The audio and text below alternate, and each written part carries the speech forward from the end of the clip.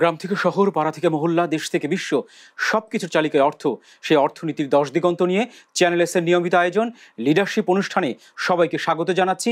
সাথে আছি নবুয়ত রহমান। পরিবেশিত হচ্ছে hit Bangladesh, premium holdings limited, intech properties limited এবং দৌলত প্রপার্টিস লিমিটেডের সৌজন্যে। দর্শক, সবগুলো খাত পিছিয়ে থাকলেও শুধুমাত্র প্রবাসী আয় এবং রফতানি দুটি ভালো অবস্থানে রয়েছে। এই বিষয়গুলো নিয়ে কথা বলতে চাই উন্নয়ন অর্থনীতি নিয়ে। দুইজন সম্মানিত অতিথি আমাদের স্টুডিওতে যুক্ত আছে। প্রথমে পরিচয় করিয়ে দিতে চাই মোহাম্মদ আখতারুজ্জামান খান, প্রবাসী উদ্যোক্তা, ব্যবস্থাপনা পরিচালক, ইউএস ফুড মার্ট লিমিটেড। আপনাকে স্বাগত জানাচ্ছে আমাদের আয়োজনে। এরপরে আরেকজন আছেন আলহাজ মোহাম্মদ এম এ ইউসুফ, আহ্বায়ক, বাংলাদেশ শ্রমজীবী কর্মজীবী পেশাজীবী ঐক্যজোট। আপনাকে স্বাগত জানাচ্ছে আমাদের আয়োজনে। দর্শক, দুজনের সাথে কথা বলতে চাই, বিভিন্ন বিষয়ে এখানে নিয়ে আসতে চাই, সমসাময়িক বিভিন্ন বিষয় নিয়ে কথা বলতে চাই। আপনাকে দিয়ে অনুষ্ঠান সূত্রপাত করতে চাই। আপনি একজন প্রবাসী মানুষ, ইনভেস্ট করছেন আমাদের দেশে, বড় একটি দেশে আপনি অবস্থান করছেন। এই যে বাংলাদেশের সাথে আপনার সম্পর্ক, বাংলাদেশে আপনি এসেছেন, বাংলাদেশে ইনভেস্ট করছেন, আমরা বলছি রেমিটেন্স ভালো অবস্থানে আছে। আপনার কাছে কি মনে হয়, বিশ্লেষণ কেমন? বিসমিল্লাহির রহমানির রহিম। প্রথমে আমি চ্যানেল এসকে ধন্যবাদ জানাই যে আমাকে আমন্ত্রণ জানানোর জন্য, এবং সাথে আছেন নবুয়ত রহমান, আমি ওনাকেও ধন্যবাদ জানাই, এবং আমাদের আরেকজন অতিথি আছেন রাজনীতিবিদ।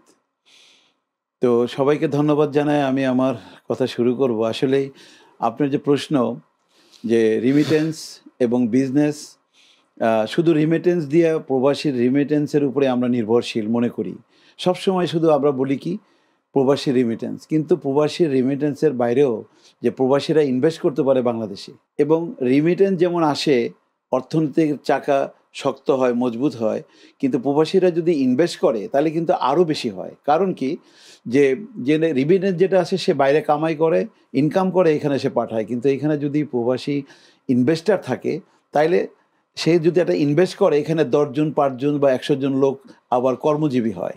তো এটাও কিন্তু একটা বড় সাইড, যে বাংলা সে প্রবাসে না গিয়েও প্রবাসীর ইনভেস্টমেন্টের সাথে সে সংযুক্ত হওয়ার কারণে মানে এখানে দেশের অর্থনীতির চাকা আরও মজবুত হয়।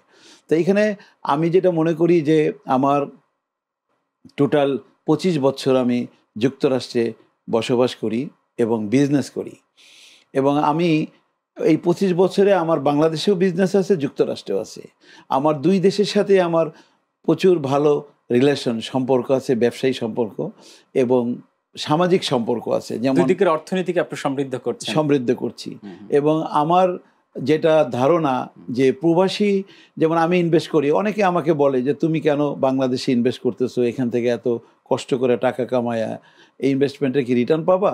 তা আমি ঠিক আছে রিটার্ন পাওয়ার চেষ্টা করি বা পাই না পাই, কিন্তু অনেককে যখন আমি বলি যে ভাই তোমরাও তো বাংলাদেশে ইনভেস্ট করতে পারো, তোমাদের কাছে তো অনেক অর্থ আছে, যেগুলা তুমি যদি বাংলাদেশে তোমরা যদি ইনভেস্ট করো তাহলে আমাদের দেশের জন্য এটা অর্থনীতির একটা বড় শক্তিশালী হাতিয়ার হয়। তখন আসলে এখানে যে ইনভেস্টমেন্টের যে পরিবেশ, এই পরিবেশ নিয়ে সবাই কথা বলে যে ইনভেস্ট তো বাংলাদেশে করব, কিন্তু ওইখানে তো ইনভেস্টমেন্টের পরিবেশ নাই। আজকে আমি ওইখানে $1 মিলিয়ন ইনভেস্ট করব, $2 মিলিয়ন ইনভেস্ট করব, কিন্তু সেই ইনভেস্টমেন্টের যে যোগান, যে সহযোগী গভর্নমেন্টের, যেই আমরা ইনভেস্ট নিয়ে কথা বলবো, একটু যেতে চাই আপনার কাছে। ইউসুফ সাহেব, আপনার কাছে যেতে চাই। আপনি শ্রমজীবী মানুষের পক্ষে কথা বলছেন, মেহনতি মানুষের পক্ষে কথা বলছেন, পেশাজীবী মানুষের পক্ষে কথা বলছেন। আমরা অর্থনীতির কথা বলছি, রাজনীতির কথা বলছি। বর্তমান সময়টা আপনার চোখে আসলে কোন দিকে যাচ্ছে, সঠিক পথে আছে কিনা? আপনি যে বিষয়টা নিয়ে প্রশ্ন করেছেন, সে বিষয়টা হলো বাংলাদেশের বিনিয়োগের মূল চালিকা শক্তি ব্যবসায়ী সমাজ। এটা সহায়ক শক্তি প্রবাসী জনগণ এবং শ্রমজীবী কর্মজীবী মানুষ। এদের রাষ্ট্র পরিচালনার অংশীদার করতে হবে। যদি অংশীদার না করা হয়, তাহলে যে আমরা যে সংকটগুলির মধ্যে রয়েছি বিগত 54 বছর ধরে, এখান থেকে উত্তরণের সুযোগ থাকবে না এবং ক্রমান্বয়ে ক্ষীণ হয়ে আসছে।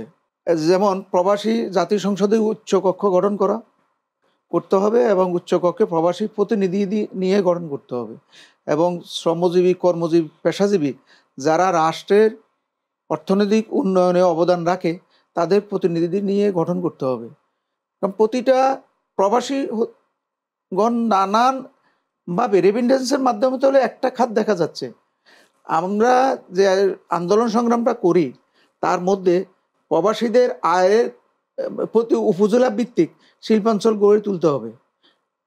শিল্পাঞ্চলে প্রবাসী এদের মূল অর্থনৈতিক বিনিয়োগ করতে হবে, যেমন প্রবাসীদের বিনিয়োগের মাধ্যমে।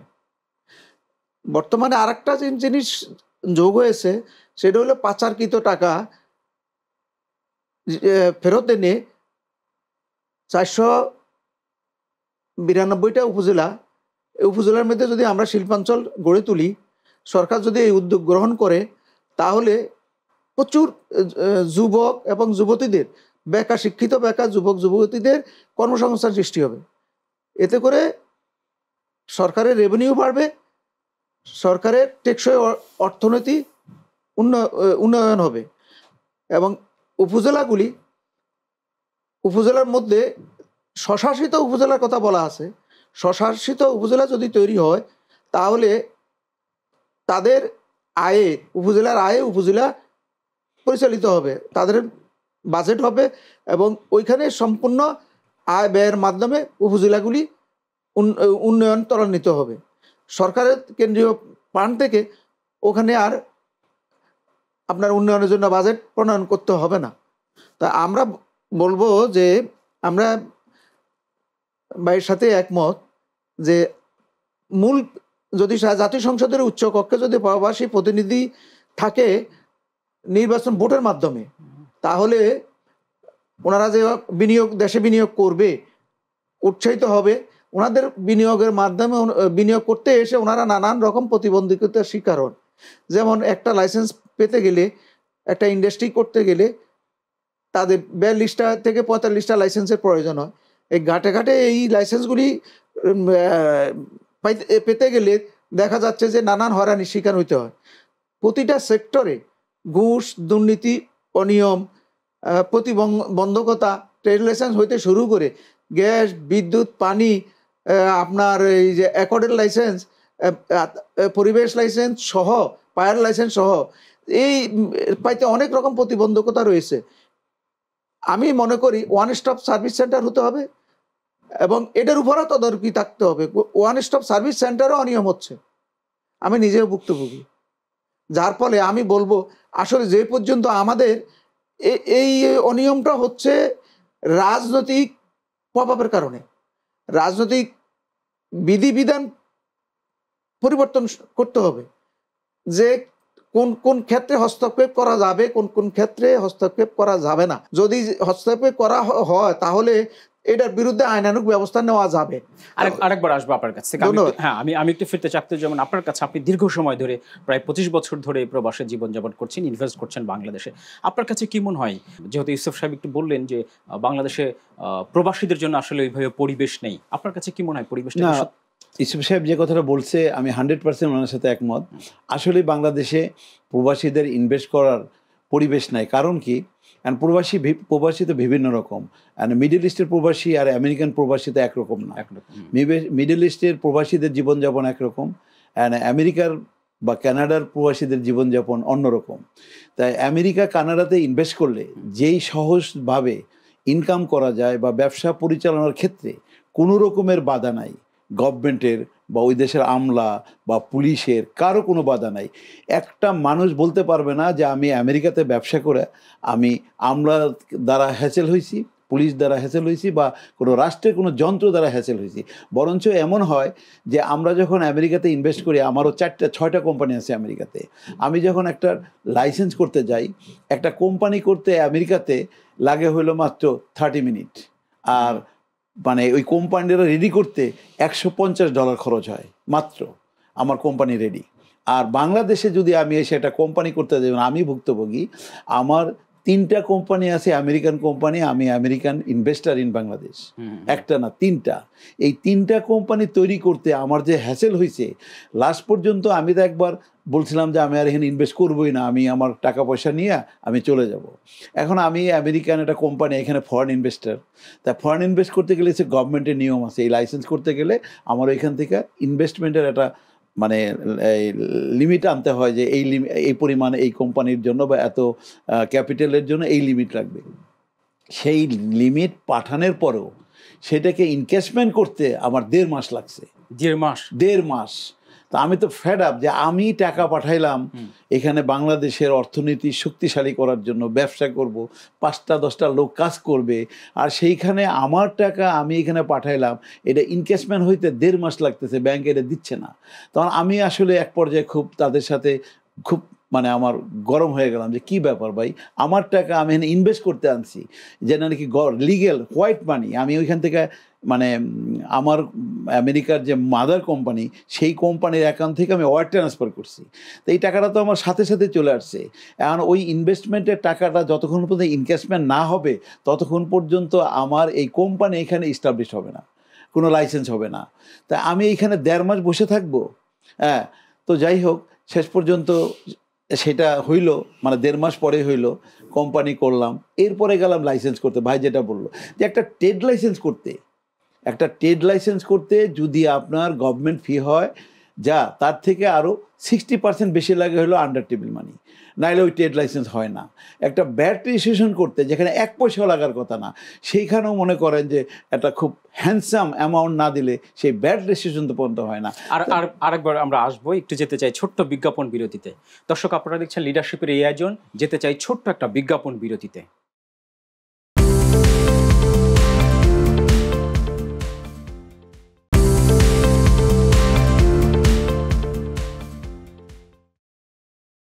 দর্শক, সাথে থাকার জন্য অসংখ্য ধন্যবাদ।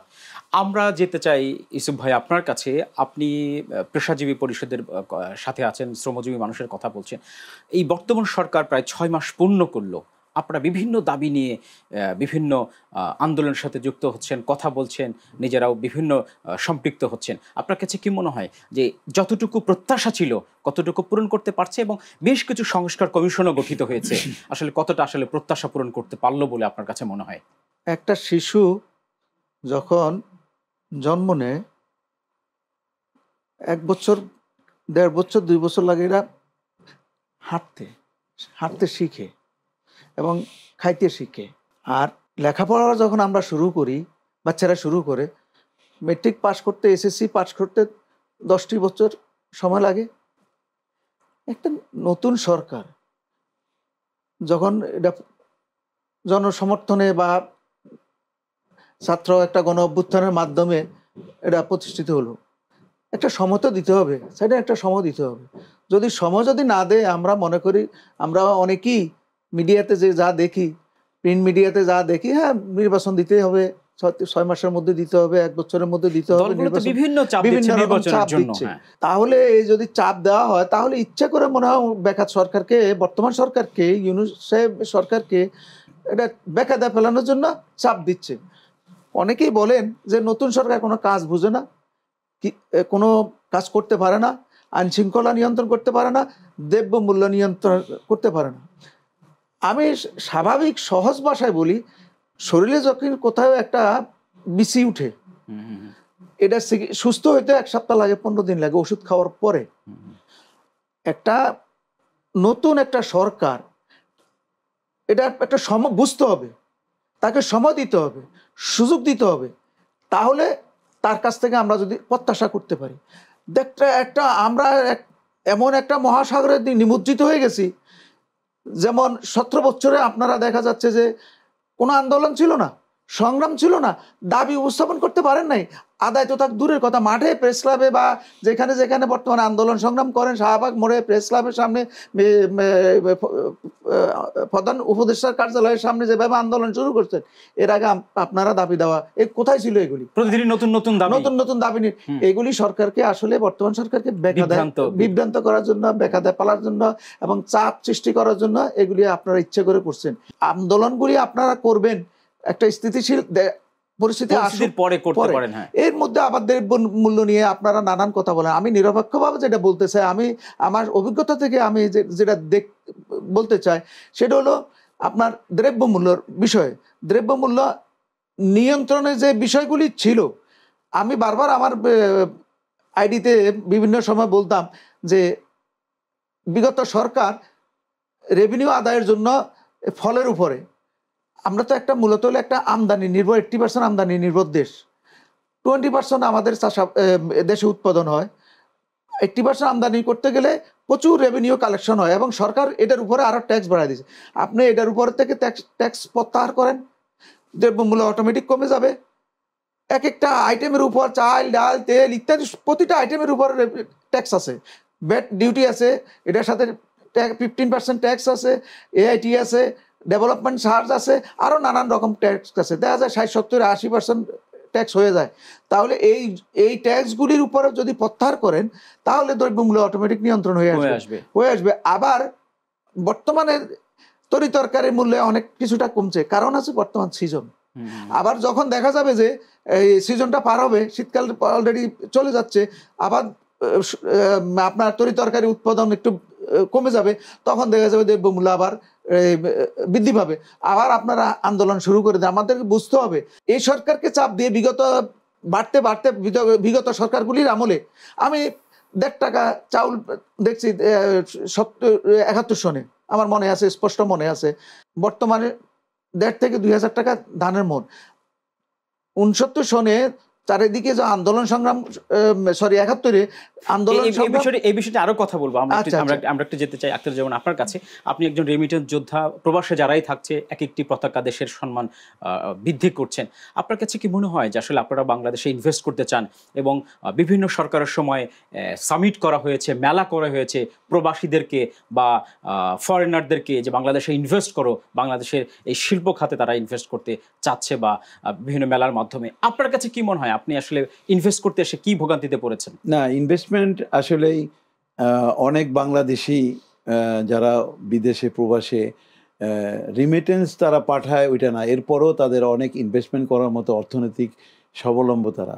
কিন্তু আমাদের দেশের ইনভেস্টমেন্টের যে সমস্যা, আর যে কথাটা আপনি বললেন যে এই সমিট করে বা দাওয়াত দেয় বিদেশে ইনভেস্টমেন্টের জন্য বাঙালিদেরকে, আমি দেখি যে, আমি জানিও, তাদেরকে চিনিও, 100-200 লোক আসে শেরাটন সোনারগাঁয়ে, তারা মিটিং করে ইনভেস্টার করবে, কিন্তু কেউ ইনভেস্ট করে না। এখন কেউ ইনভেস্ট কেন করে না সেইটা নিয়ে কেউ মাথা ঘামায় না। যে যারা আসলো, এরা যে ইনভেস্ট করলো না, চলে গেল, মানে মনে হয় তার একটা প্লেজার টিপ, তারা এখানে আসলো বাংলাদেশে, মানে একটা সেমিনারে জয়েন করলো, খাওয়া দাওয়া করলো, বেড়াইলো, আত্মীয় দেখা চলে গেল, কিন্তু ইনভেস্টটা কেন করে না? সেই ব্যাপারে যদি বাংলাদেশ সরকার যদি খেয়াল করে যে একটা প্রবাসী সে তার নিজের অর্থ তার দেশে কেন ইনভেস্ট করতেছে না, এখন কেন ইনভেস্ট করতেছে না সেই সমস্যাটা আমি যেমন জানি, মানে আমি একজন ছোট ফরেন ইনভেস্টর, খুব বড় না, আমি কোনো ইন্ডাস্ট্রি করি নাই, বিজনেস করি, আমি ট্রেডিং ইনভেস্টার, আমার 3টা বিজনেস আছে, এইখানে ইনভেস্টার। সেইখানে যে সমস্যাগুলো তৈরি হয়, এই সমস্যার কারণেই যারা নাকি প্রবাসে আছেন অর্থশালী, তারা আমাদের দেশে ইনভেস্ট করতে চায় না। এই সমস্যাগুলো যদি সমাধান করা যায়, এই সমস্যার যদি সলিউশন দেওয়া যায়, তাহলে প্রচুর ইনভেস্টমেন্ট আসে। আর একবার প্রবাসীদের ইনভেস্টমেন্ট যদি বাংলাদেশে আসে, তাহলে সেটা অর্থনীতিতে বাংলাদেশের একটা শক্তিশালী ভূমিকা রাখবে। ধন্যবাদ। আরেকবার আসবো। আমরা দক্ষ জনশক্তির কথা বলছি। দক্ষ জনশক্তি রফতানি যদি করতে পারে তাহলে প্রচুর পরিমাণে রেমিটেন্স আনা সম্ভব। আপনি এটার সাথে যুক্ত আছেন, পেশাজীবী মানুষের পক্ষে কথা বলছেন। আমরা আসলে দক্ষ জনশক্তি রফতানি করার ফলে রেমিটেন্সকে অনেক বৃদ্ধি করতে পারি। আপনার কাছে কি মনে হয়? আমাদের সংগঠনের একটা দাবিও আছে, যেমন উপজেলা ভিত্তিক শিল্পাঞ্চল গড়ে তোলো, কারিগরি শিক্ষা, ভাষা শিক্ষা প্রতিষ্ঠান গড়ে তোলো।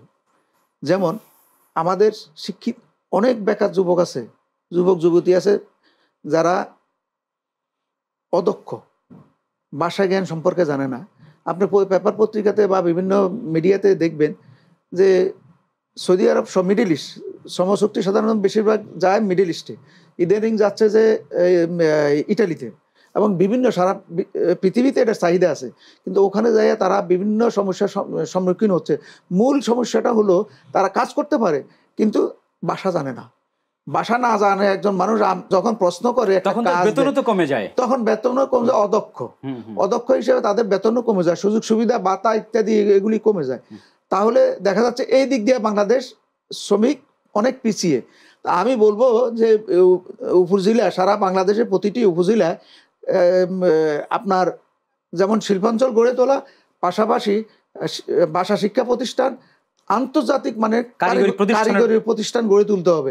তাহলে এই দক্ষ শ্রমশক্তি বিদেশে রপ্তানি করে আমাদের যে বিরাট রেমিটেন্সের আনা সম্ভব। আপনার কাছে একটু এই বিষয়টা নিয়ে জানতে চাচ্ছি, দক্ষ জনশক্তি রপ্তানির ব্যাপারে। আসলে দক্ষ জনশক্তি রপ্তানি করলে যেমন দেশের সম্মান বাড়ে, মানে রেমিটেন্স বাড়ে, মানে যারা ওখানে কাজ করে, যে কথাটা বললো যে আমি জানি, আমি পৃথিবীর অনেক দেশেই ঘুরি এবং আমেরিকাতেও ধরেন বাঙালি 1.5 মিলিয়ন, অর্থাৎ 15 লক্ষ কম বেশি বাঙালি আমেরিকাতে কাজ করে, বসবাস করে। এর মধ্যে আমেরিকাতেও কিন্তু অদক্ষ এবং অশিক্ষিত, মানে যারা ভাষারও সমস্যা নিয়ে ভুগে, এরকম প্রচুর আছে। এবং তারা যদি এইটো দক্ষ জনশক্তি হইতো, তাহলে যেমন নর্মালি একজন ওয়ার্ড জব করে ধরেন 1 ঘন্টায় $12 পায়, কিন্তু একজন দক্ষ জনশক্তি যদি ওইখানে কাজ করে তাহলে 1 ঘন্টায় $24 বা $30 পায়। তাহলে আমাদের রেভিডেন্স কিন্তু অনেক বেড়ে যায়। যে কথা ভাই বললো যে এই দক্ষ জনশক্তি তৈরি করার জন্য উপজেলায় আমাদেরকে ব্যবস্থা রাখা উচিত, যেটা সরকারের তত্ত্বাবধানে, এবং এটা হওয়া উচিত কমপ্লিটলি কমপ্লিমেন্টারি। যারা ওইখানে শিখবে, দক্ষতার ভাষা হোক বা যে কোনো কাজ হোক, সেটা যেন তাদের কাছ থেকে কোনো ফিসও নেওয়া হয়। এটা দেশের অর্থনীতি শক্তিশালী করার জন্য এই প্রোগ্রামটা চালু করা উচিত, যে কমপ্লিমেন্টারি।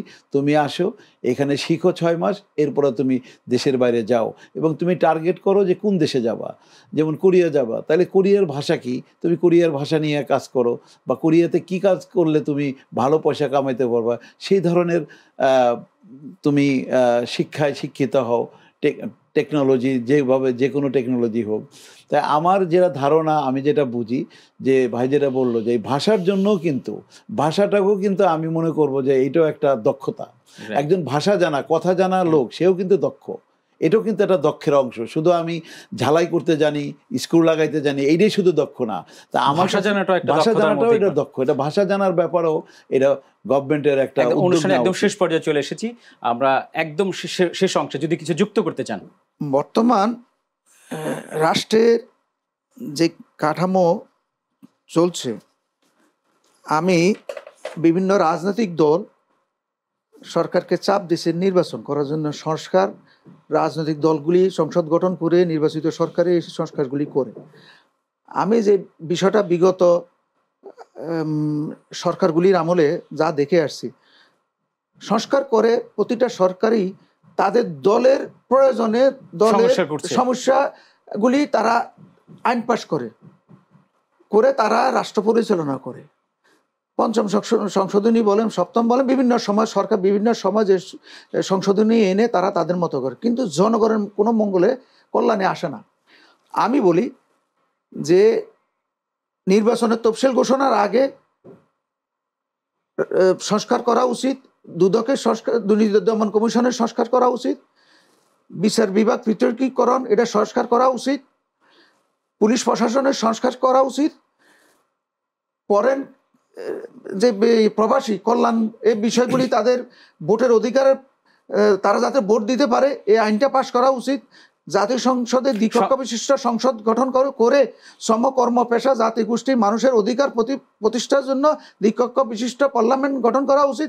এখানে থাকবে শুধু দলীয় প্রতিনিধি নয়, এখানে ডাক্তার, ইঞ্জিনিয়ার, শিক্ষক, আপনার ব্যবসায়ী, শিল্পপতি, শিল্প মালিক, দোকান মালিক, দোকান শ্রমিক, পরিবহন মালিক, পরিবহন শ্রমিক, কামার, কুমার, তাঁতি, জেলে সহ 200 আসনের পার্লামেন্ট গঠন করা উচিত। যারা আমাদের ইউরোপও তারাও মানুষ, আমরাও মানুষ, কিন্তু আমরা কেন এত পিছিয়ে? আইনি কাঠামো আমরা অধিকার থেকে বঞ্চিত। যখন যে সরকার গেছে, শ্রমজীবী, কর্মজীবী মানুষকেই তারা নিষ্পীড়িত এবং তাদেরকে নির্যাতিত। আমরা এরকম পার্লামেন্ট চাই, আমাদের অধিকার প্রতিষ্ঠার জন্য পার্লামেন্ট চাই, আইনের কাঠামোগত ভাবে যাতে আইনের মাধ্যমে আমরা চলতে পারি, আমরা এগিয়ে যেতে পারি ইউরোপের মতো। ইউরোপ আমরা আমাদের মেধা কাজে লাগিয়ে, আমাদের শক্তি, শ্রম কাজে লাগিয়ে আমরা এগিয়ে যেতে পারি, সেই প্রত্যাশা আমরা। ধন্যবাদ আপনাদের দুইজনকে আমাদের আয়োজনে আসার জন্য। দর্শক, আপনাদের অসংখ্য ধন্যবাদ জানিয়ে আজকের পর্ব এখানে শেষ করছি। সবাইকে অসংখ্য ধন্যবাদ।